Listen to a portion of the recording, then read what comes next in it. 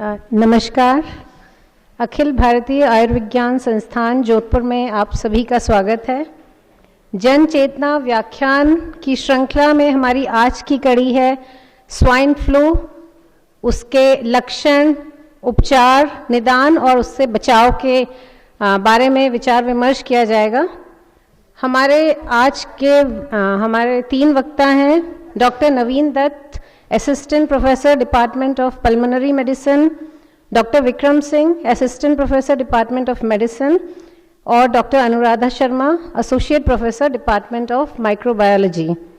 यदि इस व्याख्यान के दौरान आपके मन में कोई प्रश्न या कोई शंका उत्पन्न होती है तो व्याख्यान के अंत में हमारे एक्सपर्ट पैनल के सामने आप वह प्रश्न रख सकते हैं और उसका जवाब पा सकते हैं।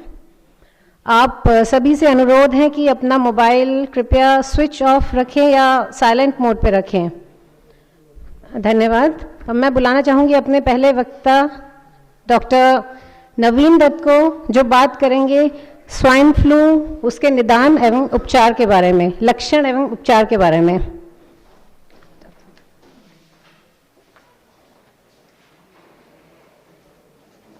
धन्यवाद मैडम।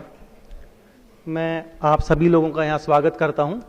हम अभी बात करेंगे स्वाइन फ्लू के लक्षण, निदान और उपचार के बारे में। सबसे पहले स्वाइन फ्लू है क्या? ये स्वाइन फ्लू एक वायरस से होने वाली बीमारी है। जैसे बैक्टीरिया होते हैं ऐसे वायरस होते हैं।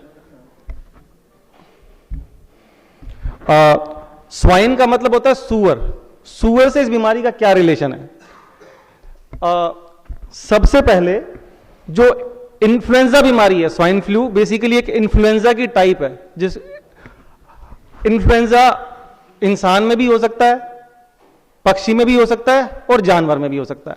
नॉर्मली जो इंसान में इंफेक्शन करने वाले वायरस होते हैं वो इंसान में करते हैं, और जो पक्षियों में करते हैं वो पक्षियों में बीमारी करते हैं। लेकिन कई बार 2 तरह के वायरस मिलके एक नया वायरस बना देते हैं।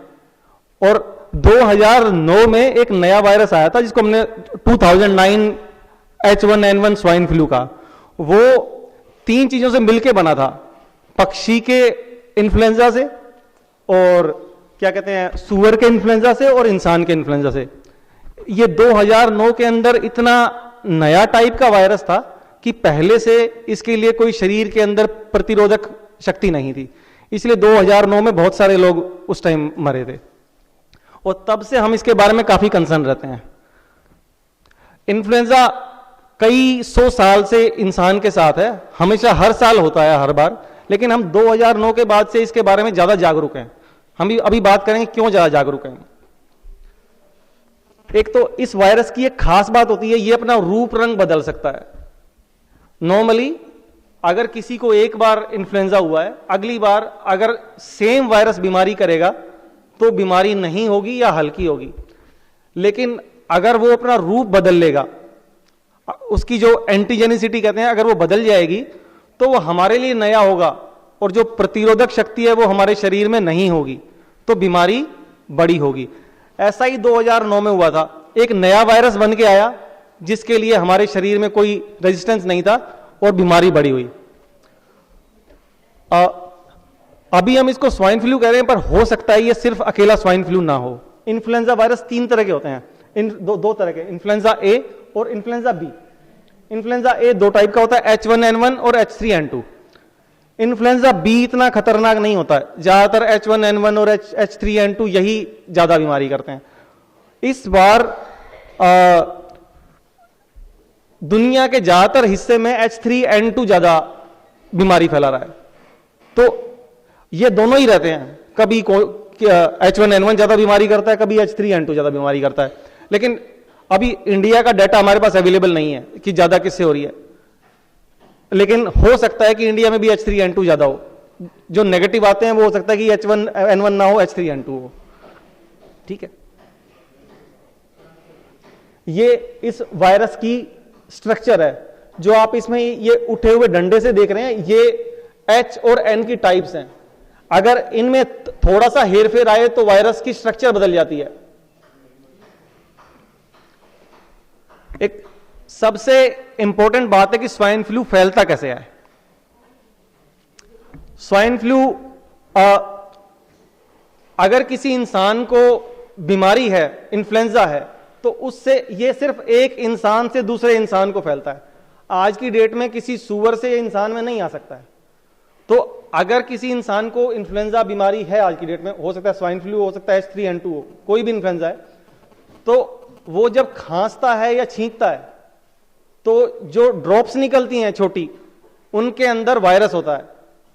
अगर वो किसी भी तरीके से हमारी जो म्यूकस मेम्ब्रेन, जो झिल्ली कहते हैं हम, जैसे मुंह की झिल्ली, ये लाल कलर की जो होती है मुंह की, आंखों में या नाक में, अगर इसके कांटेक्ट में आ जाएगा तो वो बीमारी कर सकता है। इसके लिए फेफड़े में जाने की जरूरत नहीं है। अब कौन कौन से तरीके हो सकते हैं जिससे इनके टच में आएगा? पहला तो हो सकता है उसने छींका और डायरेक्टली आपने सांस लिया और सांस के साथ नाक में चला गया।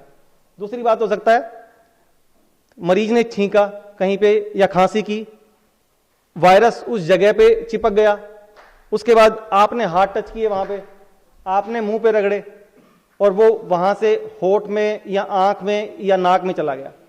ठीक है, ये मेन तरीके होते हैं जिससे फैलता है। इसीलिए हाथ धोना सबसे इंपॉर्टेंट बात है। और अगर किसी को इन्फ्लुएंजा है, खांसी है, बुखार जुकाम है, तो खांसी इस तरह करनी है कि दूसरे आदमी तक ना पहुंचे।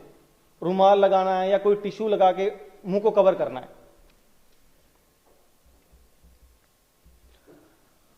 हाथ मिलाने से भी फैलता है। जब स्वाइन फ्लू होता है तो राम राम ज्यादा अच्छा है हाथ मिलाने से। हमारा पुराना तरीका ज्यादा अच्छा था। अब अगर किसी को बीमारी है, आज स्वाइन फ्लू है, तो कितने दिन तक फैला सकता है? और अगर आज किसी को इन्फेक्शन लगा है, मान लो मैं किसी स्वाइन फ्लू के मरीज के कांटेक्ट में आया, तो नॉर्मली 1 से 4 दिन लगते हैं बीमारी होने में। अगर 4 दिन के अंदर बीमारी नहीं हुई है तो इसका मतलब स्वाइन फ्लू नहीं होगा आपको। ठीक है, ये काफी इंपॉर्टेंट है। अगर मैं 5 दिन पहले किसी से मिला जिसे स्वाइन फ्लू था और आज कोई दिक्कत आई है, तो हो सकता है कि स्वाइन फ्लू ना हो और उससे मुझे इन्फेक्शन नहीं लगा है। और अगर कोई बीमार है, वो लक्षण आने से 1 दिन पहले उस डिजीज को फैलाना शुरू कर देता है और लगभग 1 हफ्ते तक फैलाता रहता है। अगर किसी को बीमारी हो जाती है तो उसको 1 हफ्ते तक स्कूल में या काम पे नहीं जाना चाहिए, वरना उससे किसी दूसरे को इन्फेक्शन होने का चांस रहता है। ये सब तरीके। क्लोज कॉन्टैक्ट, अगर एक दूसरे का क्लोज कॉन्टैक्ट होगा तो ज्यादा चांसेस होंगे। जितना ज्यादा, अगर किसी को अगर गले लगेंगे तो और ज्यादा चांस होंगे। अब स्वाइन फ्लू के लक्षण क्या है? स्वाइन फ्लू के लक्षण जो किसी भी बुखार जुकाम के होते हैं, बुखार, खांसी, नाक से पानी बहना, थकान, सर दर्द, कोई भी तरीका नहीं है डिस्क्रिमिनेट करने का या उसके अंतर करने का कि कौन सा स्वाइन फ्लू है और कौन सा स्वाइन फ्लू नहीं है। सिंपल सर्दी जुकाम है। और नॉर्मली इन्फ्लुएंजा भी सिर्फ नॉर्मल सर्दी जुकाम करता है। ऐसा नहीं है ये ज्यादा बड़ी बीमारी है। जो नॉर्मल हर साल हमें होता है वो भी ज्यादातर इन्फ्लुएंजा ही होते हैं। ये दिक्कत किसमें करता है? जब कॉम्प्लिकेशन डेवलप करती हैं। बुखार जुकाम से कोई दिक्कत नहीं होती। और कौन सा H1N1 इन्फ्लुएंजा है, स्वाइन फ्लू है, उसको डिफरेंशिएट करना ना तो डॉक्टर कर सकता है और ना किसी भी सिम्टम से पता नहीं लग सकता है। ये सब उसके सिम्टम है। एक सेकेंड। इससे उल्टी दस्त भी हो सकते हैं। अगर ज्यादा बीमारी बढ़ जाए तो सांस लेने में तकलीफ, सीने में दर्द, नींद आ सकती है ज्यादा, बीपी कम हो सकता है, बलगम में खून आ सकता है या शरीर नीला भी पड़ सकता है। अगर इनमें से कोई चीज है, इसका मतलब बीमारी बढ़ रही है। क्योंकि बुखार जुकाम में ये चीजें नहीं होती हैं, इसका मतलब वो आगे बढ़ रही है। हो सकता है कि उसका न्यूमोनिया डेवलप हो गया। और ये वही कंडीशन है जिसके अंदर ज्यादा दिक्कत होती है, परेशानी, जान को खतरा होता है, वो यही कंडीशन होती है।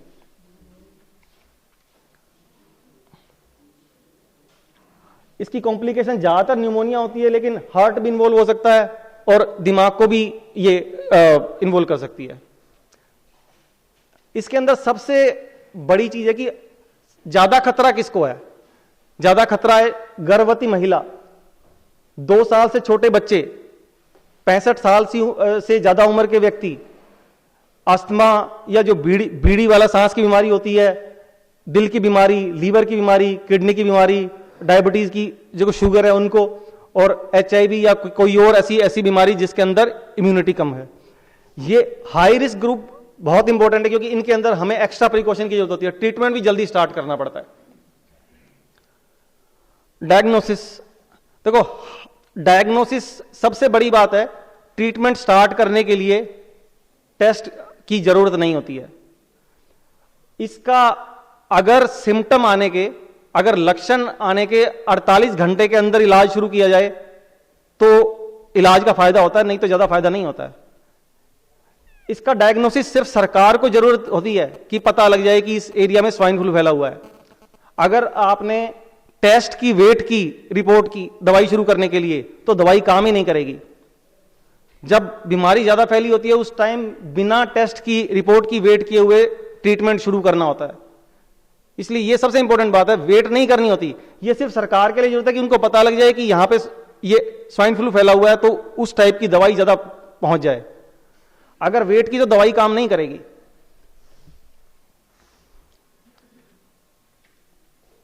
इसकी टेमीफ्लू दवाई होती है, आप सभी ने नाम सुना होगा। हम इलाज के बारे में ज्यादा बात नहीं करेंगे क्योंकि आप लोगों के लिए सबसे ज्यादा जरूरत यह है कि अगर दिक्कत हो तो क्या करना है। ठीक है, अगर एक बार डॉक्टर के पास जाएंगे तो ये उनका काम है।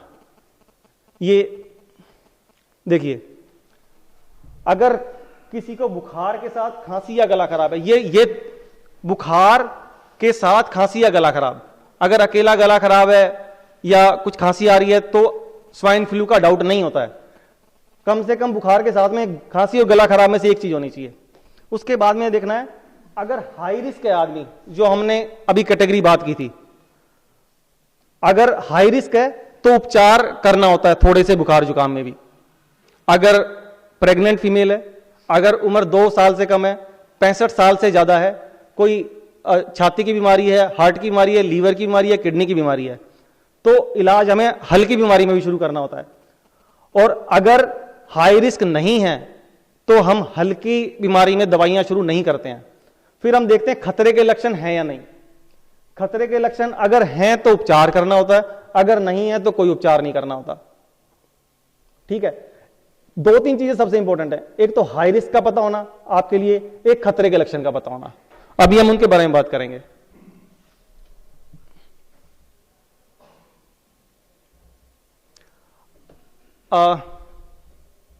खतरे के लक्षण, जो वयस्कों में, अडल्ट्स के अंदर खतरे के लक्षण है छाती में दर्द, सांस फूलना, शुरुआती सुधार के बाद तबीयत बिगड़ना, तेज बुखार या लंबा बुखार, बलगम में खून आना, अधिक नींद आना या होश में कमी आना, और शरीर नीला होना। इसका मतलब बुखार जुकाम से बीमारी फैल रही है। अगर छाती में दर्द है, सांस फूलना है, इसका मतलब निमोनिया डेवलप हो रहा है। अगर शुरुआती सुधार के बाद तबीयत बिगड़ रही है, इसका मतलब पहले वायरल इंफेक्शन था, अब बैक्टीरिया भी हो सकता है, कोई दूसरा साथ में आ रहा है। तेज बुखार का मतलब कोई कॉम्प्लिकेशन डेवलप हुई है। और अगर अधिक नींद आ रही है, होश में कमी आ रही है, इसका मतलब दिमाग में इन्वॉल्वमेंट हो गई है, इसका मतलब जुकाम से बीमारी बढ़ गई है। और बच्चों के अंदर होता है शुरुआती सुधार के बाद तबीयत बिगड़ना, सांस तेज चलना, तेज बुखार, लंबा बुखार, चिड़चिड़ापन, या बच्चा खाना पीना बंद कर दे। तो इन सब कंडीशन के अंदर ट्रीटमेंट शुरू करना होता है। अगर आप हाई रिस्क ग्रुप में नहीं है और खतरे के लक्षण भी नहीं है तो इलाज, अगर H1N1 इन्फ्लुएंजा है तो भी इलाज की जरूरत नहीं है। ठीक है, अब बचने के उपाय। 3 तरह के लोग होते हैं। एक तो जिनको बीमारी नहीं है, वो कैसे बचें, ये उनके लिए है। बचने के उपाय है कि सारा दिन हाथ धोने हैं। किस टाइम धोने हैं? अगर आपके आसपास कोई खांस रहा है या वैसे भी आपने कोई सरफेस टच किया है जिसको कोई भी दूसरा आदमी भी टच कर सकता है, तो इसका सबसे इंपॉर्टेंट एक ही चीज होती है, हाथ धोना। साबुन सबसे अच्छा होता है, साबुन और पानी से। अदरवाइज सैनिटाइजर जो होता है, जो उससे हम हाथ धोते हैं, अल्कोहल बेस होते हैं, हाथ रगड़ते हैं, वो अपने आप सूख जाता है, उससे भी धो सकते हैं। और जिन लोगों को फ्लू जैसे लक्षण है उनके संपर्क में ना आए। अगर 6 फीट से ज्यादा नजदीक आप जाते हैं तो चांस है कि आपको भी इंफेक्शन लग सकता है। अपने मुंह, नाक या आंखों को छूने से बचे, क्योंकि आप एक लिमिट तक हाथ धो सकते हैं, पूरा दिन नहीं धो सकते। आपने कोई सरफेस टच किया, हो सकता है आपने मुंह पे टच किया, नाक पे टच किया, तो इंफेक्शन फैल सकता है। फेस मास्क या N95 मास्क, ये बहुत इंपॉर्टेंट नहीं है पर प्रोटेक्शन थोड़ी बहुत देता है।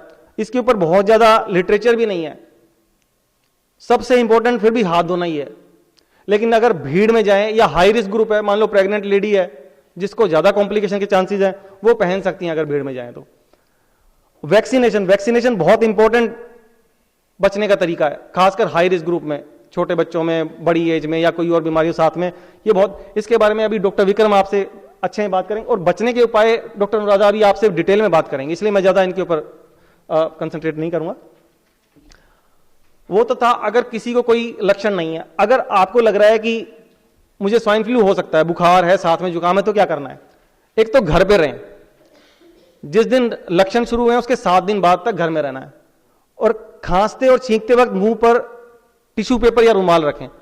टिश्यू पेपर ज्यादा अच्छा रहता है क्योंकि आप उसको फेंक सकते हैं, नया यूज कर सकते हैं, और लेकिन उस टिश्यू पेपर का ध्यान रखना है, उसको अच्छी तरह फेंकना है आपने किसी डस्टबिन में, यानी वो किसी और के कांटेक्ट में नहीं आए, वरना उसी से इंफेक्शन हो सकता है। अगर हाई रिस्क ग्रुप में है और थोड़ी सी भी दिक्कत है तो डॉक्टर से मिले।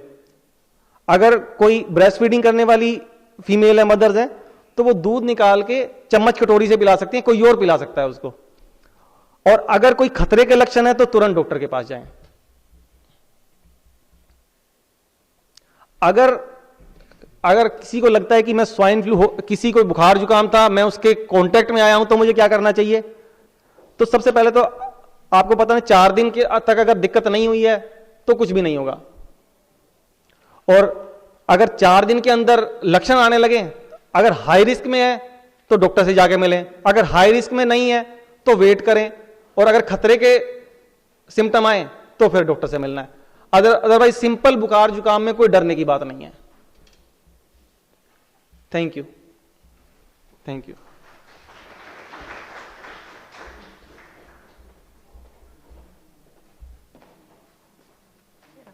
धन्यवाद डॉक्टर नवीन। अब मैं बुलाना चाहूंगी अपने दूसरे वक्ता को, डॉक्टर विक्रम सिंह, जो हमें हाई रिस्क ग्रुप में लेने वाली सावधानियों के बारे में बताएंगे। डॉक्टर विक्रम।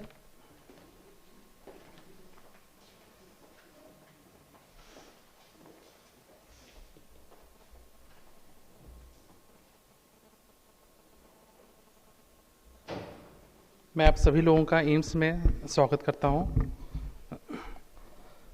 हम इस समय इस विषय पे चर्चा करेंगे कि जो लोग हाई रिस्क ग्रुप हैं उनमें क्या क्या रोकथाम के उपाय किए जा सकते हैं।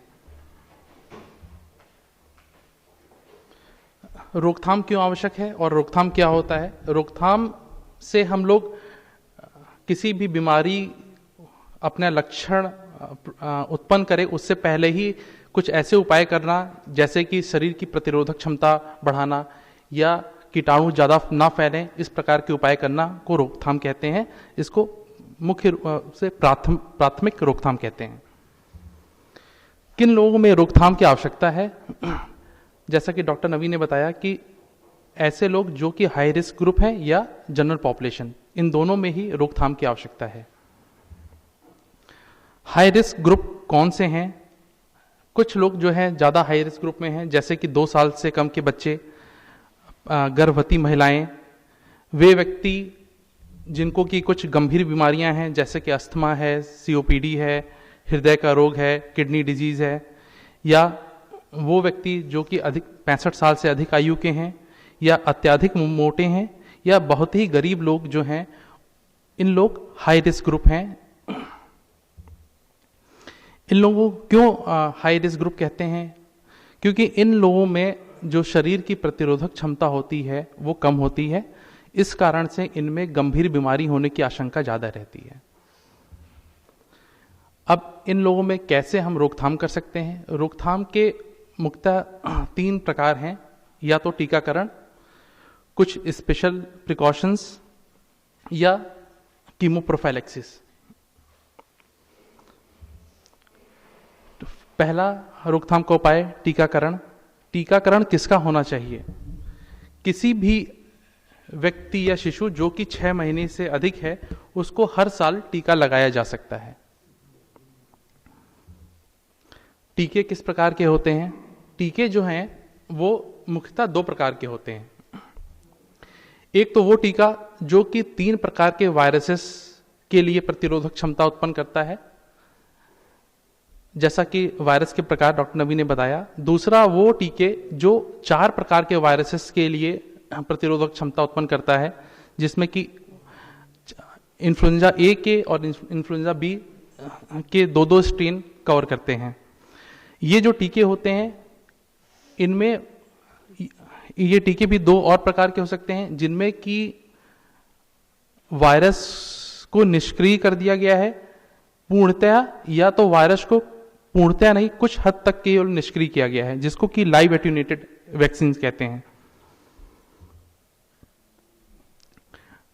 टीके कितनी बार लगने चाहिए? जो ट्राईवैलेंट टीके होते हैं उनको, या क्वाड्रीवैलेंट, साल में 1 बार लगाना है। किसको लगाना है ट्राईवैलेंट? जैसा कि हमने बताया कि 2 तरह के हैं, ट्राईवैलेंट या क्वाड्रीवैलेंट। तो हम ट्राईवैलेंट के बारे में डिस्कस कर रहे हैं। ट्राईवैलेंट को कोई भी बच्चा जो 6 महीने से अधिक है उसको लगा सकते हैं, किसी भी एडल्ट को लगा सकते हैं, और जो लोग हाई रिस्क ग्रुप हैं उनको लगाना है। जो दूसरे प्रकार का टीका होता है, जिसमें कि वायरस जो होता है वो पूरी तरह से निष्क्रिय नहीं होता है, इस प्रकार की वैक्सीन जो है वो नेजल स्प्रे के थ्रू दी जाती है। इसको भी साल में 1 बार दिया जाता है, परंतु ये ध्यान रखना है कि इस प्रकार की वैक्सीन सबको नहीं दी जा सकती है। अगर बच्चे की उम्र 2 साल से कम है तो नहीं देना है, गर्भवती महिलाओं को नहीं देना है, और ये वैक्सीन हाई रिस्क ग्रुप को नहीं देनी है, क्योंकि इसमें जो वायरस है वो पूर्णतः निष्क्रिय नहीं है। टीकाकरण किस समय होना चाहिए? ये जो टीके हैं, जो पिछले साल के जो टीके हैं वो इस साल हम लोग नहीं लगा सकते हैं। हर साल नए टीके बनते हैं, तो जैसे ही, और एक टीके को बनाने के लिए एक बहुत बड़ी प्रक्रिया होती है। किस प्रकार के वायरस के स्ट्रेन विश्व में हैं उनको WHO कलेक्ट करता है, उसकी इंफॉर्मेशन को कंपाइल करके फिर उस प्रकार से टीके बनते हैं, और एक टीके को बनाने में 6 से 8 महीने का समय लगता है। तो जैसे ही हर साल के नए टीके उपलब्ध हों उनको टीकाकरण करवाना चाहिए। उत्तर भारत में, नॉर्थ इंडिया में स्पेशली सर्दी से पहले टीका लगना चाहिए, क्योंकि सर्दी के बाद जो है वायरस की एक्टिविटी ज़्यादा होती है। और अगर दक्षिण भारत में रहे हैं तो बरसात या मानसून से पहले टीकाकरण अवश्य होना चाहिए। लेकिन टीकाकरण के भी कुछ बहुत छोटे मोटे दुष्प्रभाव हैं, जैसे कि टीका लगने की, जैसा कि नॉर्मली होता है, टीका लगने के स्थान पे दर्द हो सकता है, बुखार आ सकता है, जिन मांसपेशियों में टीका लगा है उनमें दर्द हो सकता है, या तो बच्चों में टीका लगने के बाद बुखार, और कुछ लोगों में तान भी आ सकती है, लेकिन इनकी संख्या बहुत ही कम होती है।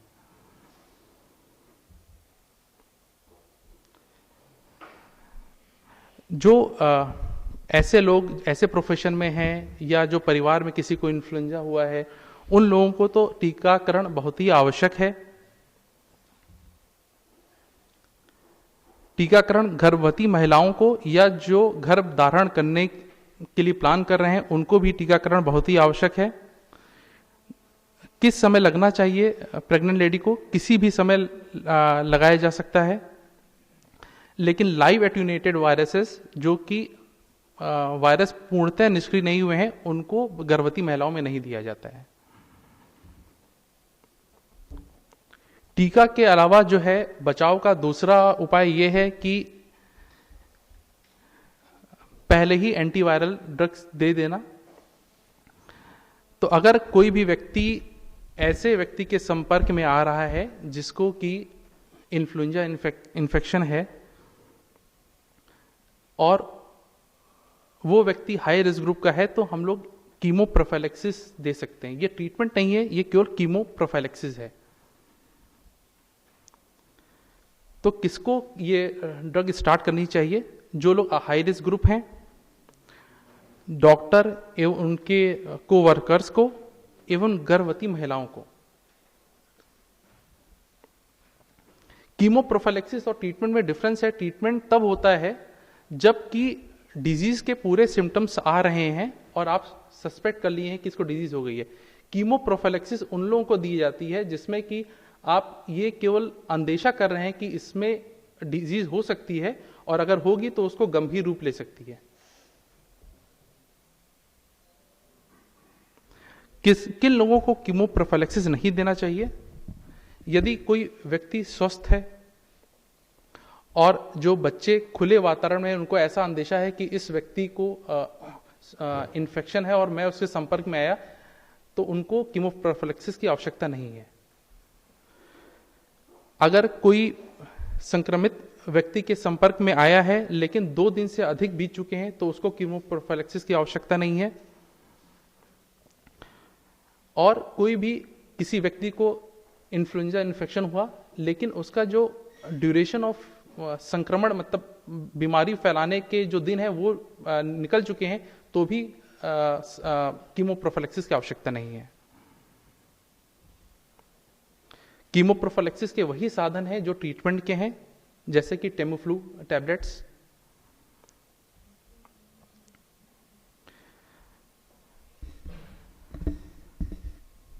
ऐसा हो सकता है कि आप लोग को ये लगे कि कुछ लोग हाई रिस्क ग्रुप हैं और किसी संक्रमित व्यक्ति के संपर्क में आए, कीमोप्रोफाइलैक्सिस टेमीफ्लू टैबलेट्स भी स्टार्ट हो गई और आपको लगता है कि अब आप वैक्सीनेट टीकाकरण भी करवा लें। तो उस कंडीशन में टीकाकरण तो हो सकता है, लेकिन टीकाकरण जो इनएक्टिवेटेड वैक्सीन है उसी के थ्रू होगा, लाइव एट्यूनेटेड वैक्सीन के थ्रू नहीं होगा।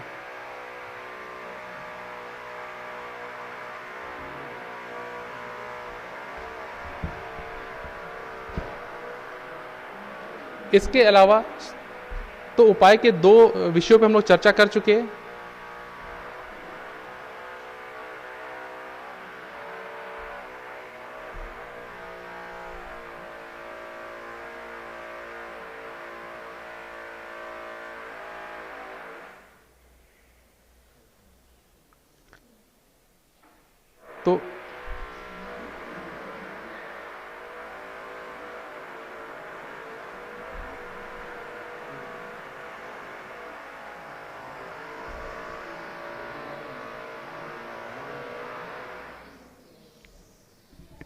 तो बचाव के 2 तो मुख्य थे, एक टीकाकरण, दूसरा कीमोप्रोफाइलैक्सिस।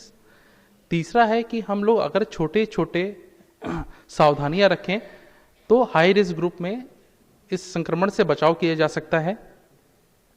जैसे कि डॉक्टर लोग या हॉस्पिटल के स्टाफ या वो लोग जो उनके घर में किसी को इन्फ्लुएंजा इन्फेक्शन हुआ है, उन लोग उनसे जब उनकी देख रेख कर रहे हैं तो अपने चेहरे पे एक मास्क लगा के रखें, जिससे कि जो जुखाम के थ्रू या खांसी के थ्रू जो वायरसेस हैं वो आपके म्यूकस सरफेस में ना आए। रोगी के संपर्क में जब आ रहे हैं तो रोगी क्योंकि जब भी खांसेगा छींकेगा तो उसके छींक के थ्रू, खांसी के थ्रू जो वायरसेस हैं वो बॉडी पे आएंगे। तो जब भी आप इस प्रकार के व्यक्तियों को छुएं तो उस तुरंत अपना हाथ धोएं। मास्क लगाए हैं, जो पेशेंट है वो आपके मास्क पे खांस रहा है तो जब मास्क हटाएं उसके बाद फिर से हाथ धोएं। इसी प्रकार से चश्मा लगा के रखें और अपने कपड़े जो है अस्पताल में, लैब में एक गाउन पहने, जिससे कि जब आप अपने लैब से वापस जाएं तो उस गाउन को उतार के जाएं। नहीं तो अन्यथा अगर मैं यही कपड़े पहन के जाऊंगा तो इस हॉस्पिटल में इन्हीं पे वायरस रहेंगे, मैं घर में भी लेके जाऊंगा, वहां पे भी सबको संक्रमण हो सकता है। इसी प्रकार से जो लैब में लोग कार्य करते हैं, जो लोग नेजल स्वैब ले रहे हैं, एस्पिरेशन ले रहे हैं, उनको भी इन बातों का बहुत सावधानी रखनी है कि केयरलेसली जो है ये ना सोचे कि हम वैसे ही कर सकते हैं, क्योंकि जब नेजल स्वैब ले रहे हैं तो पेशेंट जरूर खांसेगा, तो उसकी खांसी के थ्रू जो कीटाणु है वो आपके ऊपर आएंगे। तो लैब टेक्नीशियंस जो लोग कार्य कर रहे हैं उनको भी बहुत आवश्यक है कि वो मास्क लगा के रखें, एक गाउन पहने, आंखों को ढक के रखें।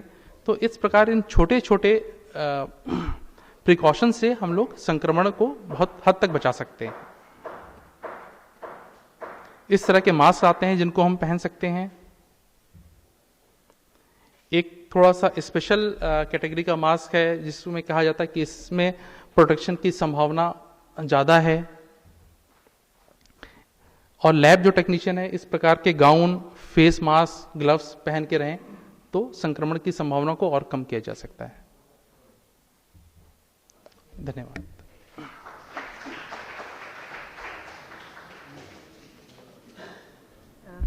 धन्यवाद डॉक्टर विक्रम इस विषय पर विस्तृत जानकारी देने के लिए।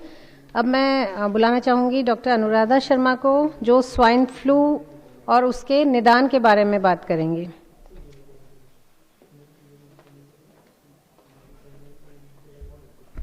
धन्यवाद डॉक्टर भारती। मेरे से पहले मेरे साथियों वक्ताओं ने मैंने जो प्रेजेंट करना है ऑलमोस्ट सब कुछ कवर कर लिया है। फिर भी मैं संक्षिप्त में आपको एक बार इसकी जानकारी देना चाहूँगी। स्वाइन फ्लू आप जानते हैं कि एक प्रकार का फ्लू वायरस है और इसमें सूअरों के संपर्क में आने से होना कोई ज़रूरी नहीं है, ये इंसानों से ही फैलता है। और हम बात करेंगे सभी प्रकार के फ्लू से किस तरीके से रक्षा अपनाई जा सकती है। और पूरे विश्व में इस समय सर्दियों में ये संक्रमण बहुत ज़्यादा फैलता है और हर साल कुछ हजार से लेके कुछ लाख तक लोग मृत्यु की चपेट में आते हैं इस इन्फेक्शन के कारण। ये एक पहले से हेल्दी व्यस्त से लेके जो लोग ज़्यादा रिस्क में हैं उन तक को मार सकता है। इसलिए हम देखेंगे कि किस तरीके से हम अपना बचाव कर सकते हैं। CDC centre for disease control इसके लिए 3 तरीके की अप्रोच मानता है या तरीके मानता है जिससे कि हम इसके रोकथाम कर सकते हैं। पहला है टीका या वैक्सीन, दूसरा है एंटीवायरल दवा और तीसरा है फैलने से बचाव। टीका जैसे कि अभी आपको डॉक्टर विक्रम ने बताया, इसके बारे में इन्होंने बहुत विस्तृत जानकारी दी है, पर एक आम आदमी के लिए ये जानना ज़रूरी है कि ये टीका पहली बात सरकारी अस्पतालों में नहीं मिलता है, आपको प्राइवेट में लगवाना पड़ेगा, कुछ पैसे खर्च करने पड़ेंगे। और 6 महीने से ऊपर उम्र के सभी लोग, चाहे आपकी उम्र 70 वर्ष है, सभी को लगवाना चाहिए और हर साल लगवाना चाहिए, क्योंकि ये वायरस जो है बदलता जाता है, या तो अगले साल बदल सकता है या कुछ सालों में ये अपना गुण बदलता रहता है। और अगर हम ये दोनों नहीं कर सकते तो जो हाई रिस्क ग्रुप है, जैसे इन्होंने डिस्कस किया, उनको जरूर लगवाना चाहिए। हेल्थ केयर वर्कर्स, मतलब जो अस्पताल में कर्मचारी हैं जो मरीज के संपर्क में आते हैं, उनको जरूर लगवाना चाहिए, क्योंकि वो एक सोर्स बन सकते हैं। वो खुद संक्रमित होंगे, वो तो दूसरों को संक्रमण दे सकते हैं। गर्भवती महिलाओं में इसका मृत्यु दर बहुत ज़्यादा है, इसलिए वो उनको लगवाना चाहिए और उसमें इनकी कोई कॉन्ट्राइंडिकेशन नहीं है, ये वैक्सीन वो ले सकती हैं। पर जिन लोगों को अंडे से एलर्जी है वो इस वैक्सीन को, जो कि हमारे यहाँ ज़्यादातर अवेलेबल है, 2 तरीके की वैक्सीन हैं, डॉक्टर साहब ने आपको बताया, पर ज़्यादातर जो यूज़ होती है वो अंडे से जिन लोगों को एलर्जी है वो नहीं ले सकते हैं। इसलिए आप वैक्सीन लेने से पहले आपके जो भी चिकित्सक हैं उनसे परामर्श जरूर लीजिए, क्योंकि कुछ कंडीशंस हैं जिनमें ये कॉन्ट्राइंडिकेटेड या केयरफुली लेनी चाहिए, जैसे कि अगर पहले हिस्ट्री भी है गुइलेन-बारे सिंड्रोम की तो वैक्सीन सावधानी से लेनी है।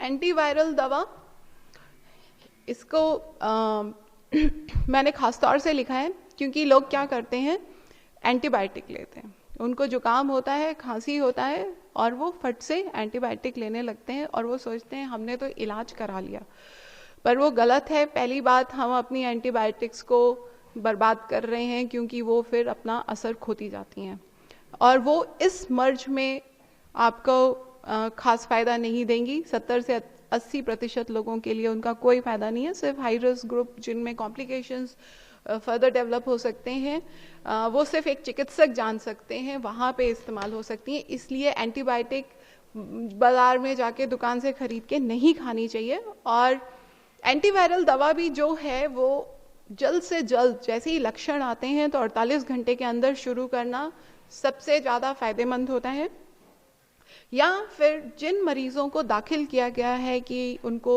फ्लू हो सकता है या फिर उनका डायग्नोसिस बन चुका है कि उनको फ्लू है, उनको लेना चाहिए। और अभी सरकार ने ये किया है, क्योंकि दवा की कमी भी चल रही थी, आप सभी अखबार में पढ़ते हैं, तो कैटेगरी बी और कैटेगरी सी के लोगों को ही दवा उपलब्ध कराई जाएगी। कीमोप्रोफिलैक्सिस डॉक्टर साहब ने डिस्कस किया। ये हाई रिस्क ग्रुप और हेल्थ केयर वर्कर्स को देते हैं तो जिन्होंने टीका ले लिया है और अभी 2 सप्ताह नहीं हुए हैं और वो मरीजों के कांटेक्ट में आए हैं, तो उनको भी कीमोप्रोफिलैक्सिस लेनी चाहिए और ये दवा 2 हफ्ते तक ली जा सकती है। कैसे फैलता है हम सभी अभी तक जान चुके हैं कि ये सांस के द्वारा फैलता है। और जब कोई इंसान खांसता छींकता है तो ये विषाणु हमारे हवा में आ जाते हैं, जिसको दूसरा व्यक्ति जब लेता है सांस के द्वारा अंदर चले जाते हैं, पर ये उसके अलावा हमारे हाथों पे भी आते हैं। तो जो इन्होंने बताया कि हम कॉमन सर्फेसेस, यहाँ बोलते हैं जो सतह जो ज़्यादातर छुई जाती हैं, जैसे कि डोर हैंडल्स हैं, रेलिंग्स हैं, मोबाइल फोन्स हैं, पेन हैं, इवन करेंसी है, और इसके अलावा स्विच बोर्ड्स हैं, जितनी चीज़ें जो हम शेयर करते हैं, जब इनको छुआ जाएगा तो इसमें भी ये कीटाणु, सिर्फ ये वायरस ही नहीं बाकी के कीटाणु भी आ सकते हैं और वो फैल सकते हैं। तो ये 2 तरीके से मतलब फैलता है, एक सांस के द्वारा और दूसरा हाथों से। तो हम पहली चीज़ क्या कर सकते हैं, भीड़ भाड़ वाली जगह नहीं जाना चाहिए जब हमको अगर इन्फेक्शन हो तो, और दूसरा है हम अपने हाथों की सफाई का ध्यान रख सकते हैं।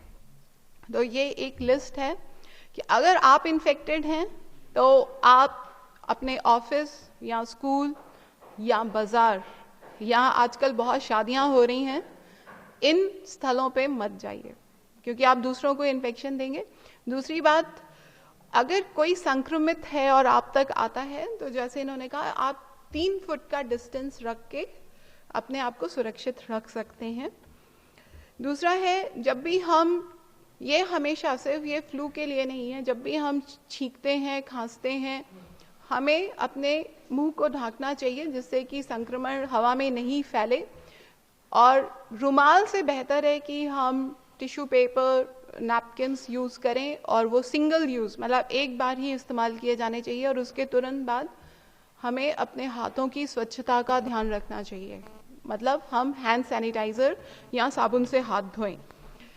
ये माना जाता है एक इंसान अपने चेहरे को 1 घंटे में 6 से 7 बार तक छूता है, और इसी तरीके से हम बहुत सारे इन्फेक्शन जो हैं लेते हैं। तो इसीलिए ज़्यादा चेहरे को छूना नहीं चाहिए, और बाकी अपनी सेहत का ख्याल रख के कि स्ट्रेस नहीं लेना चाहिए, पूरी नींद लेनी चाहिए और अच्छा भोजन करना चाहिए। ये सेहत को आपकी बना के रखेगा। अब एक प्रश्न उठता है, मास्क का कब प्रयोग करें? हर किसी को मास्क लगाने की ज़रूरत नहीं है। अखबार में एक फ़ोटो भी आई थी कि एक स्कूल में सारे बच्चे मास्क पहन के बैठे हैं। इस तरीके की चीज़ की ज़रूरत नहीं है। आप स्कूल में जो बच्चा संक्रमित है उनको वापस घर भेज सकते हैं, और सिर्फ 2 लोग हैं, 2 ग्रुप हैं जिनको ज़रूर मास्क का इस्तेमाल करना चाहिए। एक है जो हेल्थ केयर प्रोवाइडर्स हैं, मतलब जो अस्पतालों में काम करते हैं, और दूसरा है जिनको ज़्यादा कॉम्प्लिकेशन होने का डर है।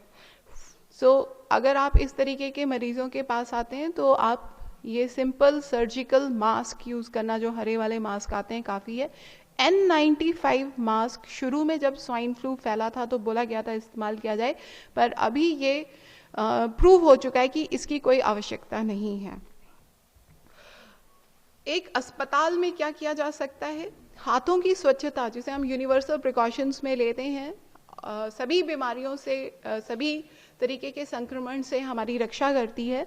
इसके अलावा और क्या किया जा सकता है? तो इसके लिए एक, जैसे कि अभी आपके MDM में है भी अलग से स्वाइन फ्लू की OPD है, इसी तरीके से वार्ड, मतलब कि अगर आपको मरीजों को दाखिल करना पड़ता है तो उनको बाकी मरीजों के साथ नहीं रखिए, जिससे बाकी लोगों की रक्षा हो सके, उनको इन्फेक्शन ना हो।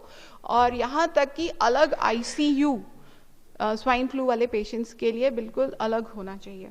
कोहर्टिंग इसे बोलते हैं कि इकट्ठा कर देना, तो सिर्फ मरीज को ही इकट्ठा नहीं करना, इसमें एक बहुत इंपॉर्टेंट चीज़ है स्टाफ को भी इकट्ठा। जो लोग संक्रमित स्वाइन फ्लू के पेशेंट्स को अटेंड कर रहे हैं उस स्टाफ को बाकी मरीजों की देखभाल के लिए नहीं लगाना चाहिए, वो सिर्फ स्वाइन फ्लू के पेशेंट को ही देखेंगे। और हम देख चुके हैं इनको टीका लगवाना चाहिए, स्टाफ को मास्क पहनना चाहिए और कीमोप्रोफिलैक्सिस दवा लेनी चाहिए। Thank you.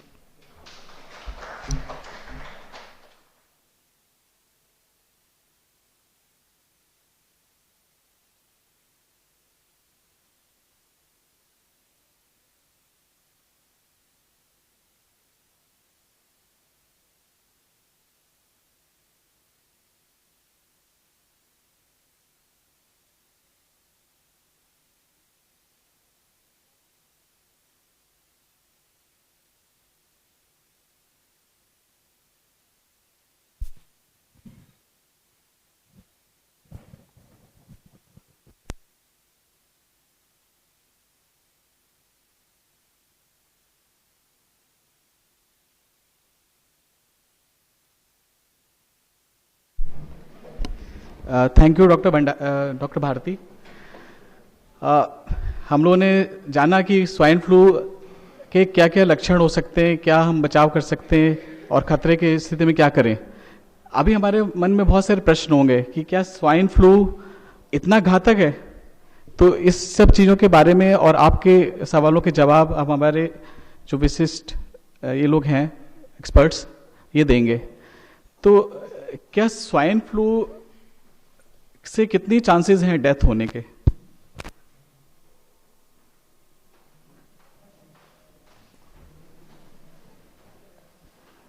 हम डरते इसलिए हैं क्योंकि स्वाइन फ्लू जब हमें लगता है तो ऐसा लगता है कि अब हमारी मौत हो गई, मौत नजदीक है, बट ऐसा नहीं है। स्वाइन फ्लू से हम लोग बच भी सकते हैं।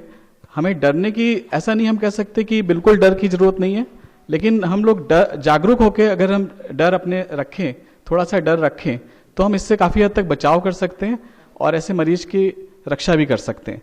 और ये हम भी उसी के पार्ट हैं, हम एक दूसरे से फैला सकते हैं। अगर हमें स्वाइन फ्लू पॉजिटिव आया है तो हम सावधानियां लेके उसको दूसरे को संक्रमित होने से बचा सकते हैं, तो हम एक प्रिकॉशन ले सकते हैं। बट सबसे पहला सवाल है कि किन कारणों में स्वाइन फ्लू से डेथ होती है। Doctor Vikram and doctor Naveen. Swine flu अगर जुकाम और बुखार तक सीमित है तो उसमें कभी भी मरीज की मृत्यु नहीं होती है। नॉर्मली अगर वो किसी दूसरी जगह को इन्वॉल्व कर ले, खासकर छाती को या हार्ट को या दिमाग को, तभी डेथ होने के चांस होते हैं। ज़्यादातर मरीज सांस की दिक्कत की वजह से मरते हैं और हर साल अलग अलग रेट होती है, यानी कौन सा वायरस है इसके ऊपर हर साल अलग अलग डेथ रेट होती है। जो 2009 में पेंडेमिक था उसकी 1% से कम डेथ के चांसेस थे, 0.9 के आसपास का डाटा था। तो हर साल का इंडिया में डाटा पब्लिश नहीं होता है कि कितने डेथ हुई है, कितने % डेथ हुई है, लेकिन 2009 में पेंडेमिक था जो उसके अंदर 1% के आसपास डेथ रेट थी। क्या अभी स्वाइन फ्लू फैला हुआ है, क्या सभी लोगों को वैक्सीन लेना चाहिए? 6 महीने से ऊपर के सभी लोगों को वैक्सीन लेना चाहिए। अभी स्थिति कैसी है? क्या हम अभी वैक्सीन लेने से हमें उतना बचाव हो पाएगा? अगर हमने पहले ली होती तो ज्यादा बचाव होता। उससे ज्यादा होता, लेकिन CDC और बाकी गाइडलाइंस भी ये कहती हैं कभी भी लेना, इट्स नेवर टू लेट। यानी आप सीजन के किसी भी हिस्से में हो, लेकिन क्योंकि हर साल हर वायरस का आपको सीजन कोई प्री डिफाइंड नहीं है, यानी ऐसा भी नहीं है कि गर्मी शुरू होगी है तो एकदम खत्म हो जाएगा। यानी कुछ इसका कोई सिंपल सा कोई तरीका नहीं जिससे आप बता सकें कि ये खत्म होने वाला है या नहीं खत्म होने वाला। हो भी सकता है और कई बार हम एक्सपेक्ट करते हैं खत्म हो जाएगा, लेकिन नहीं भी होता है। क्या वैक्सीन लगाने से क्या हमारा पूर्णतः 100% प्रोटेक्शन हो सकता है? बिल्कुल भी नहीं। कई बार जो वैक्सीन बनती है और वैक्सीन 6 महीने, वैक्सीन जो सीजन होता है उससे कम से कम 6 महीने पहले डिसाइड करना होता है कि किस किस वायरस के फैलने के ज्यादा चांसेस हैं। कई बार वैक्सीन जिस वायरस की बनाई होती है वो फैलता भी नहीं है, लेकिन अगर नहीं भी है तो भी पार्शियल प्रोटेक्शन रहती है, क्योंकि जो पिछला वायरस है उसी के अंदर थोड़ा सा फेरबदल होता है। 50-60% प्रोटेक्शन फिर भी देता है, बीमारी ज्यादा नहीं होगी, हल्की रहेगी, इसलिए फिर भी वैक्सीन लेनी चाहिए। किस ग्रुप के लोगों को ज़्यादा वैक्सीन की आवश्यकता है? High risk group, pregnant lady, 2 साल से कम के बच्चे, 65 साल से ज़्यादा उम्र, जिनको शुगर है, अस्थमा है, हार्ट की बीमारी है, किडनी की बीमारी है, लीवर की बीमारी है, या 19 साल से कम के बच्चे जो एस्प्रिन ले रहे हैं, ये और ओबेसिटी है, इन सब ग्रुप्स में ज़्यादा जरूरत। डॉक्टर विक्रम कुछ ऐड करना चाहेंगे इसमें? जो जोधपुर में जो डाटा है कि पिछले जब स्वाइन फ्लू हुआ था तो सबसे ज़्यादा डेथ जो है हाई रिस्क में भी प्रेग्नेंट लेडीज़ में सबसे ज़्यादा देखी गई है। तो प्रेग्नेंट लेडीज़ को वैक्सीनेट कराना ज़्यादा आवश्यक है। और आप सर ने पूछा था कि किस समय, तो समय भी जैसे डॉक्टर नवी ने बताया कि किसी भी समय कोई लेट नहीं है। जब भी नई वैक्सीन अवेलेबल हो तुरंत ही वैक्सीनेट करा लेना चाहिए। जनरली विंटर्स आने से पहले, क्योंकि वैक्सीन करने के तुरंत बाद वैक्सीन हम लोग को इम्यूनिटी प्रोवाइड नहीं करती है, अराउंड 15 दिन का समय लगता है। ओके, ठीक है। तो इसका मतलब है कि हमें वैक्सीन सीजन के पहले करा लेने से सबसे ज़्यादा फायदा होगा। तो अगले सीजन के लिए पहले करा लेने, लेकिन अभी भी वैक्सीन हम कराते हैं तो इससे कई फायदे होते हैं। एक तो वैक्सीन अगर बच्चे का कराते हैं तो उससे हम जो ट्रांसमिशन है रेट कम कर देते हैं, कम्युनिटी में उसका रेट कम हो जाता है। क्योंकि बच्चे होते हैं वो उतना ज़्यादा ध्यान अपने सफाई पे, हाथ पैर धोना ये सब पे कम देते हैं। तो इसलिए बच्चे को हम वैक्सीनेट कराने की ज़्यादा कोशिश करें। और जो हाई रिस्क ग्रुप है, जैसे 60 साल से ऊपर हैं या जिनके कोई परेशानी है, प्रेग्नेंट वुमेन है, in the after first trimester they can get vaccinated.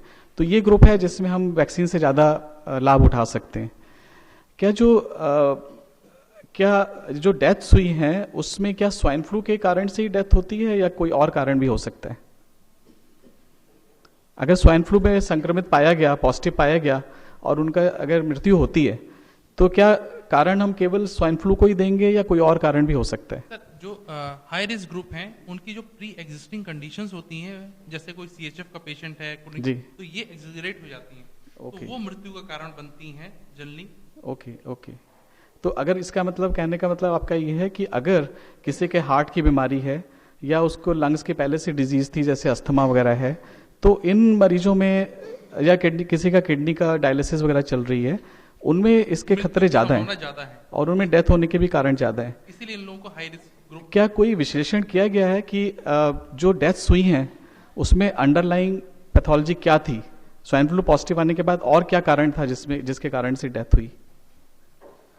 Sir, ये तो पोस्टमार्टम अगर एनालिसिस हो उससे ठीक है, इसका मतलब है कि हमें और इसके बारे में जानने की आवश्यकता है। अभी हम लोग को इतने डरने की आवश्यकता नहीं है, बट अगर जो हमने सावधानी बताई गई है कि हाथ धोना सबसे महत्वपूर्ण है और फेस मास्क पहनना महत्वपूर्ण है, लेकिन फेस मास्क को अगर हमने उतार के दोबारा पहना तो वायरस फिर हमारे दोबारा अंदर जा सकता है। तो करेक्ट मेथड से फेस मास्क इस्तेमाल करना ये भी बहुत जरूरी है। हम लोग अब दर्शक गण में कुछ लोग प्रश्न पूछना चाहेंगे तो पूछ सकते हैं।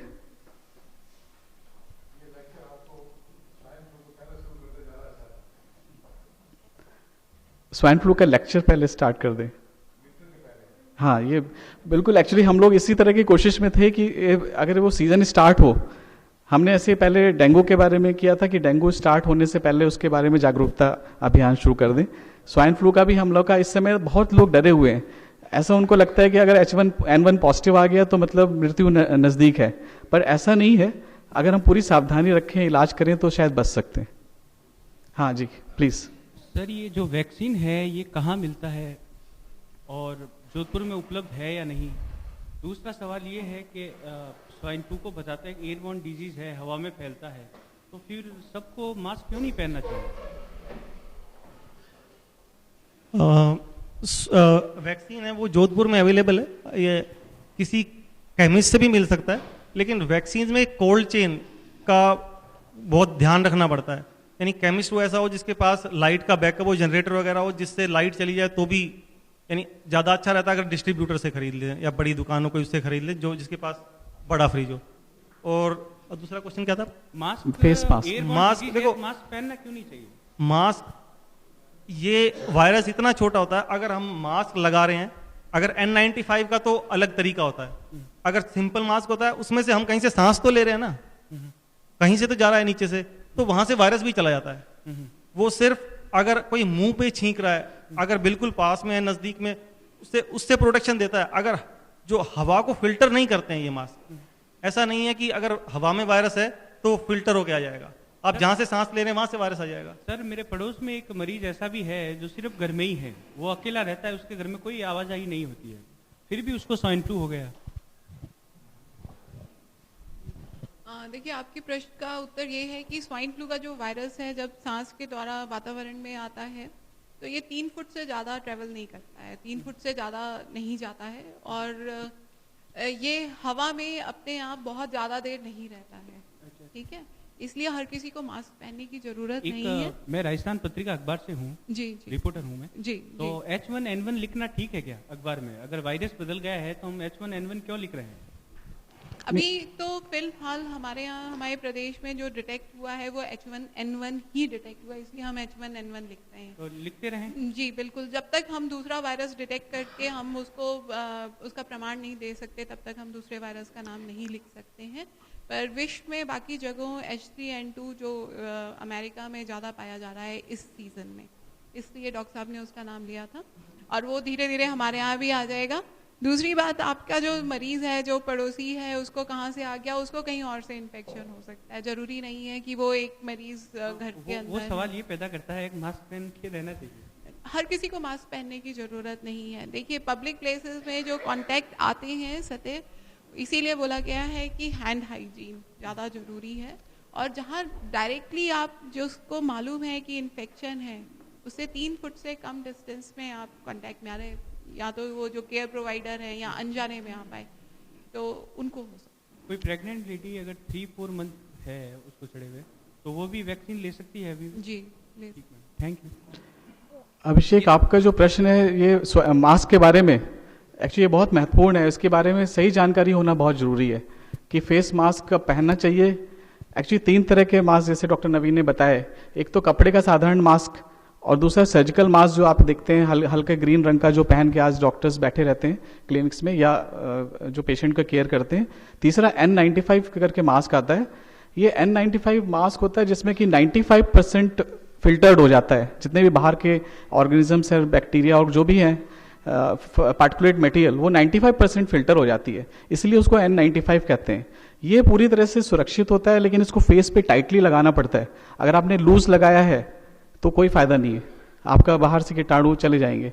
सिमिलरली अगर सर्जिकल फेस मास्क भी आपने लगाया और उसको निकाला और बाहर की तरफ से फिर टच करके उल्टा पहन लिया, तो जो आपने सावधानी रखी थी वो पूरी हो गई, मतलब कोई सावधानी नहीं रही, इन्फेक्शन आपको फिर पहुंच जाएगा। तो सही तरह से मास्क को पहनना, उसको लगाना, टाइटली लगाना, उसको बांध के रखना, और बाहर टच नहीं करना, हाथों को टच नहीं करना। हर बार उतारने के पहले, उतारने के बाद हाथ को अच्छी तरह धो लेना। हमें लगता है कि सबसे महत्वपूर्ण है हाथ धोना। अगर आपने फेस मास्क लगा रखा है और हाथ ने टेबल पे टच किया और फिर आंखों पे लगा दिया, तो वो सेम होगा सांस में जाने के बराबर। आपने भले ही फेस मास्क लगा रखा है, आपको एक फॉल्स सेंस ऑफ सिक्योरिटी लगेगा कि हमने तो मास्क लगा रखा है तो हमें तो नहीं होना है, लेकिन वो आंख के जरिए पहुंच जाएगा। हम ज्यादातर आंख पे अपना हाथ लगा लेते हैं गलती से, तो जब भी आप फेस पे हाथ लगाने से पहले अच्छी तरह हैंड वॉश कर लें, तो इससे हम बहुत हद तक बच सकते हैं, 90% बच सकते हैं स्वाइन फ्लू से। आपसे एक बात बोलना चाहता भाई, ये तो बीमारी हवा से फैलता है, तो आपका पड़ोसी में होगा तो आपका भी हो सकता है, इसलिए सबसे बड़ा जरूरी है जन चेतना। आप आपका पड़ोसी को समझाएगा, पड़ोसी को समझाएगा। अगर सब आदमी समझेगा तभी हम लोग का सोसाइटी से बीमारी चला जा सकता है। जन चेतना ही सबसे बड़ा वैक्सीन है। तो आप अगर सोचेगा मेरा घर साफ सुथरा है, मेरा पड़ोसी का बीमारी है, तो क्या है भाई, घर में बैठ रहो, तो आपका भी बीमारी पकड़ लेगा। डॉक्टर पाल ने बहुत अच्छी बात कही, बिकॉज हमें जागरूक अगर रहेंगे और अगर पॉजिटिव आ गया, हम ये तहकीकात करने की कोशिश तो करें ही कि कहाँ से आया है, पर साथ में हम प्रिकॉशन अपनी तरफ से पूरी तरह लेते रहे, तभी ज़्यादा इसका फायदा होगा। एक आपका क्वेश्चन था कि हम इसको H1N1 ही कहें। हम अभी सिर्फ H1N1 के लिए ही टेस्ट कर रहे हैं यहाँ पे, यानी अगर दूसरा है भी तो हमें नहीं पता। बाकी वर्ल्ड वाइड ट्रेंड ये है कि H3N2 ज़्यादा है इसका, तो अगर होगा भी तो हमें पता लगाने का साधन नहीं है अभी तो। पर मेरे ख्याल से इसको यानी H1N1 लिखना ज़्यादा ठीक नहीं है। लेकिन अच्छी बात यह है कि क्रॉस रिएक्टिविटी होने की वजह से अगर एक इन्फेक्शन है तो दूसरे का भी हमें प्रोटेक्शन मिल जाता है, एंटीबॉडीज डेवलप हो जाती हैं थोड़ी कुछ हद तक 30-40%, तो एटलीस्ट वो हमें प्रोटेक्शन तो है। अगर H1N1 का भी एंटीबॉडीज पॉजिटिव हैं तो भी कुछ हद तक थोड़ा वो प्रोटेक्शन उसको भी करेंगे।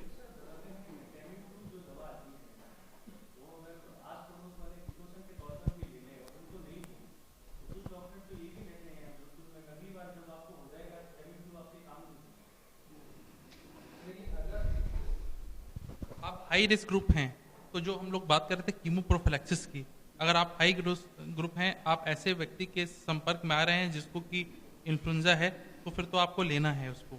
लेकिन ट्रीटमेंट डोज जो होती है दिन में 2 बार होती है, यही सेम डोज आपको 10 दिन तक 1 बार लेनी है। तो वो तो आपको कीमोप्रोफिलैक्सिस अगर आपको लग रहा है कि सामने वाले को वो, तो फिर तो आप कीमोप्रोफिलैक्सिस आपको लेनी ही लेनी है अगर आप हाई रिस्क ग्रुप में हैं।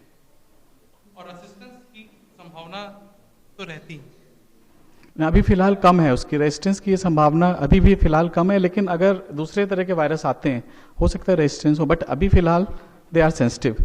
पर सबसे महत्वपूर्ण है कि 48 घंटे के अंदर ही इलाज कर दिया जाए संक्रमित व्यक्ति के संपर्क में आने के। My question is, what are the guidelines for school?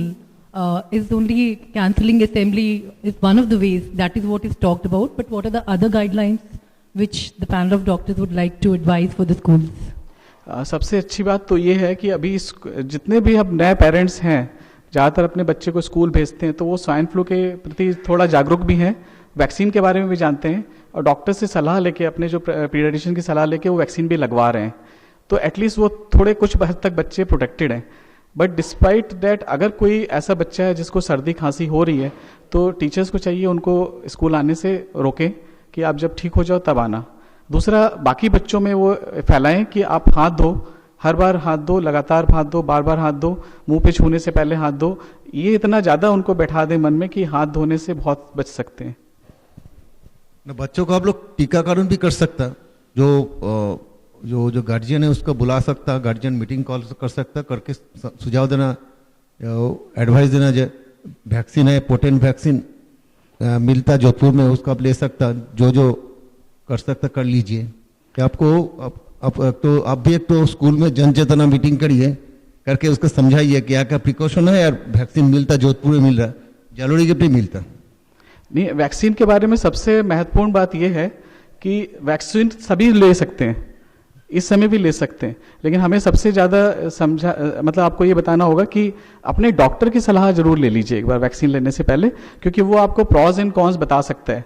क्योंकि कुछ लोगों में कॉन्ट्रा इंडिकेटेड होती है, कुछ में इंडिकेटेड है, अभी नहीं है, they are not at such a risk. तो अगर डॉक्टर वो बहुत अच्छी तरह आपको समझा सकते हैं, पीडियाट्रिशियन है वो डायरेक्टली कांटेक्ट में आते रहते हैं पेरेंट्स को, एंड उसके कॉस्ट के बारे में बता देंगे कहाँ अवेलेबल है, या मंगा के वो लगवा भी देंगे, उसके साइड इफेक्ट्स भी फॉलो कर लेंगे, क्योंकि दर्द होता है वैक्सीन लगाने पे, तो उसमें गठान पड़ना, दर्द होना, सूजन आ जाना, एक्स से एलर्जी है तो उनको रिएक्शन भी हो सकते हैं, तो और इसका असर भी 2 हफ्ते बाद आएगा। तो आप देख लो, आप कहीं विजिट कर रहे हो ऐसी जगह पे जहाँ पे स्वाइन फ्लू पॉजिटिव है, 2 हफ्ते बाद जाने वाले हो तब अभी लगवा लो, पर अभी आप उस एरिया में हो तो वैक्सीन का इतना ज़्यादा प्रोटेक्शन नहीं हो पाएगा। मतलब सारे विकल्प बता के तब लेना ज़्यादा अच्छा रहेगा। इंस्टेड ऑफ, ये लेक्चर हमारा वैक्सीन को प्रमोट करने का नहीं है, but vaccine is one of the important tool apart from the hand washing and the face mask and the drug.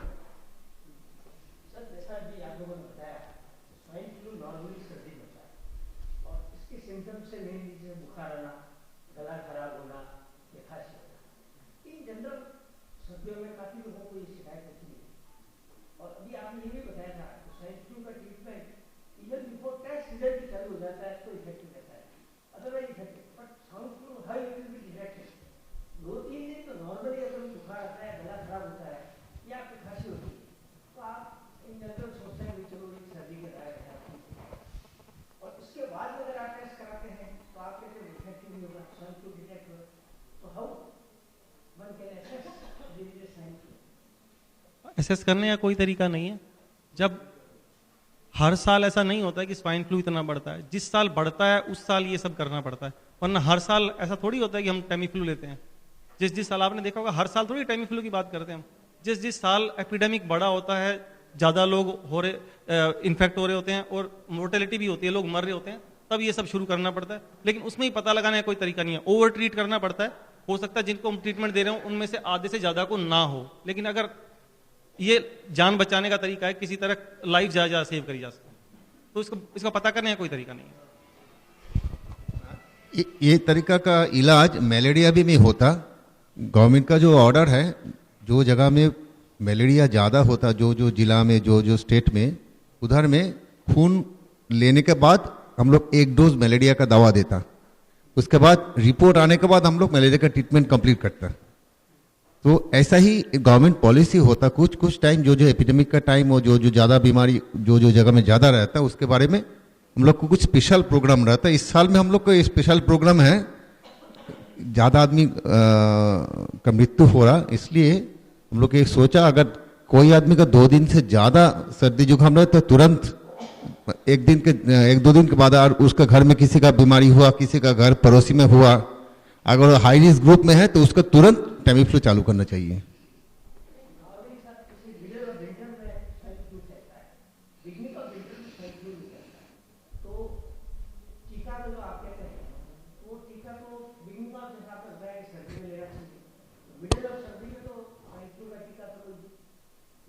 नहीं सर, हमने 2 चीज बताई थी आपको कि जो साउथ इंडियन स्टेट है उसमें एक्टिविटी मानसून से पहले है, यहाँ पे विंटर से पहले है।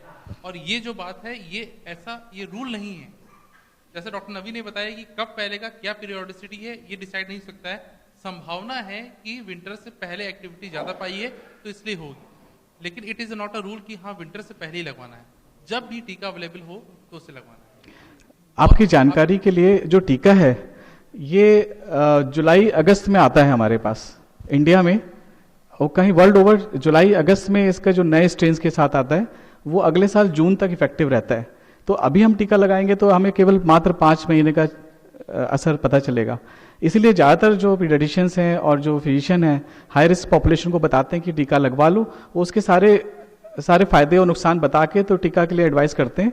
और एक टीका सिंगल डोज लगाना पड़ता है 6 महीने से ऊपर बच्चे को, तो उससे हमें प्रोटेक्शन मिल जाता है पूरे 1 साल तक। अगले साल जून तक हमें प्रोटेक्शन मिल जाएगा। तो ये अगर हम पूरी जानकारी डिस्कस कर लें, जरूरी नहीं किस सीजन में स्वाइन फ्लू हो जाए। जैसे अभी यूके यूएसए में मई तक खतरा है कि स्वाइन फ्लू परसिस्ट कर सकता है, पर हम लोग यहाँ ज़्यादातर क्या होता है, सर्दी जैसी खत्म होती है स्वाइन फ्लू के खतरे कम हो जाते हैं। जैसे अब 15-20 दिन बाद थोड़े खतरे कम होने लगेंगे। तो इसलिए जो वैक्सीन है आप सोच समझ के लगाइए। अगर आपको लगता है कि 6 महीने हमें प्रोटेक्शन चाहिए तो आप लगवा सकते हैं, मतलब ये आपके ऊपर निर्भर करता है। सर मैं इस पे ये कहना चाहूंगी कि वैक्सीन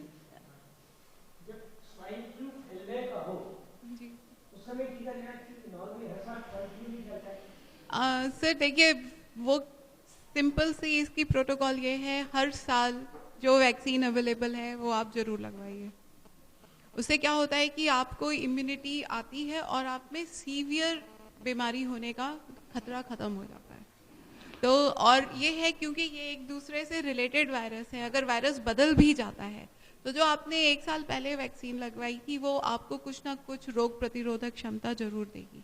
तो इसलिए अभी भी इस समय ये नहीं कि वो तो बेस्ट है कि सबसे ज़्यादा पॉपुलेशन को प्रोटेक्शन मिलेगी मौसम शुरू होने से पहले, पर अगर हो गया है तो इस समय भी लगवाने से जिन लोगों को, और ऊपर से उसका फिर ट्रांसमिशन जो पब्लिक में जो ट्रांसमिशन है वो रुकता है। जितने ज़्यादा लोग वैक्सीनेट होंगे तो वो रुकता है। तो ये 2 फायदे उसके होते हैं। एक प्रश्न आपने पूछा था कि सभी को खांसी जुकाम इस मौसम में हो जाता है तो क्या हर कोई डॉक्टर तक जाएगा उसके लिए ही उन्होंने कैटेगरी बनाई थी, कैटेगरी ABC। हम उसके डिटेल में तो नहीं जाते, पर एक साधारण सी बात है, अगर आपको खांसी जुकाम के साथ तेज बुखार आ रहा है या आपको सांस लेने में मुश्किल हो रही है या आपको लग रहा है कि जैसे इन्होंने और भी लक्षण बताए हैं ज़्यादा तीव्रता है लक्षणों की, तो आपको जरूर परामर्श ले लेना चाहिए। अच्छा, एक वैक्सीन के बारे में आपका जो प्रश्न था, वैक्सीन लगवाना चाहिए, आपका बिल्कुल सही है कि जब सीजन स्टार्ट हो उसके पहले लगाना चाहिए। लेकिन जो वैक्सीन है ये हमारी गवर्नमेंट पॉलिसी में नहीं है। लेकिन गवर्नमेंट डिसाइड कर लेती है अगर स्वाइन फ्लू का खतरा बहुत ज़्यादा है, ऐसे तेलंगाना में, तो उन्होंने कुछ तबके में बोला है कि इनको वैक्सीन सभी को लगवा दीजिए। सभी को वैक्सीन लगाने से कई फायदे हैं। एक तो ये कि आपकी हर्ड इम्यूनिटी बढ़ जाती है, तो जो वायरस होता है ट्रांसमिशन वहाँ ब्रेक हो जाता है। मतलब और फैलने के चांसेस कम हो जाते हैं। लेकिन ये स्टेट गवर्नमेंट या जो सेंट्रल गवर्नमेंट है वो पॉलिसी और बजट के अकॉर्डिंगली उनको डिसाइड करना पड़ता है।